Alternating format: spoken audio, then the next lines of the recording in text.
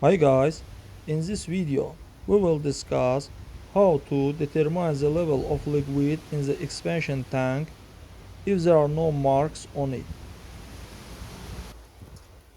Since our radiator is closed, the liquid is added from the expansion barrel. Here it has an air outlet or an excess liquid outlet.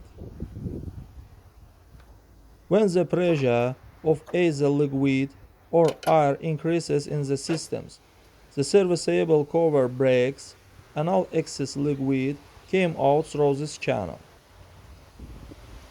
Friends, but before starting the video, subscribe to the channel, put like and don't forget to put a bell so as not miss new video on the channel. And I determine the liquid level in the barrel on my own, since there are no marks on the barrel. I add liquid exactly in the middle of the expansion barrel and a little more. If the liquid level decreases, then I add liquid exactly in the middle of the barrel and a little more.